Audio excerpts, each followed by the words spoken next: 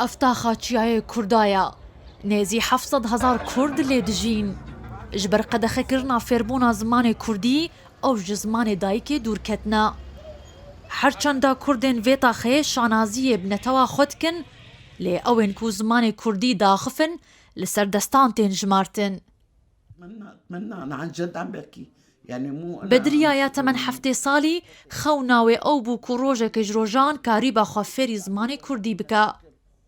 Tevî temenê mezin dixwaze fêr bibe û kesên li derdora xwe jî perwerde bike.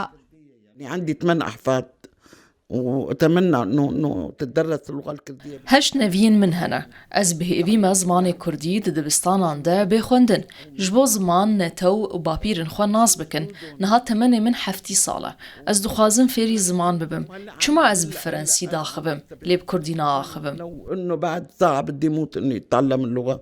ليش أنا بحكي فرنسي ليش ما أحكي كردي؟ Evder gorîstana taxa Kurdan e. Mîr Celadet Bedirxan kesayetiyê ku elifbaya Kurdiya Latînî damezrandiye li vê derê bi xakê hatiye spartin. Kêleka wî de jî Rewşen Bedirxan e. Ew kesayetiya ku mala xwe xiste dibistan ji bo keç û xortên Kurdan bi armanca ku zimanê Kurdî belav bikin. Di sala 1992 de jî her du kesayetiyan jiyana xwe ji dest daye û li vê derê bi xakê hatine spartin. Ev jî taxa zor avaya di nav de Komeleya Osman Sebrî ya çand û hunerê hatiye vekirin. Heftane nêzî 200 fêrxwe serdana wê dikin, da ku fêrî ziman, müzik û stranên Kurdî bibin. Ev jî waneya zimanê Kurdî ye. Kurd û Ereb bi temenê piçûk û mezin beşdarin. Bavê Mihemed jî tevî temenê xwe yê mezin di waneya ziman de pileya yekem bi dest xist. 26 ساله جی مات نشامه نه تمنی ما از گیسم 66 از ام کردن و زمان دایکه زمان ناسنامه زمان هر تشت جمرواتیه را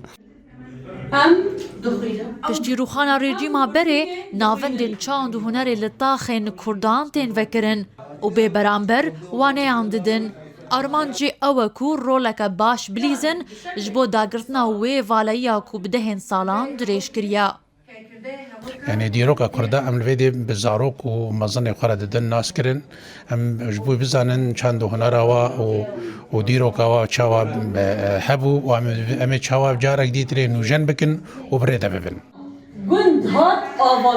Zimanê Kurdî cihê xwe di rêza heştem ya zimanên cîhanê de girtiye û tevî ku mersûma serokkomariyê zimanê Kurdî wek zimanekî niştimanî daye nasîn, lê Kurd daxwaza fermîbûna zimanê Kurdî dikin û bibe programek di dibistanan de. Di vê çarçoveyê de Wezareta Perwerdeyê jî dest bi amadekirina programên xwendina bi zimanê Kurdî kiriye. Solîn Mihemed Emîn, Rûdaw, Dîmeşq.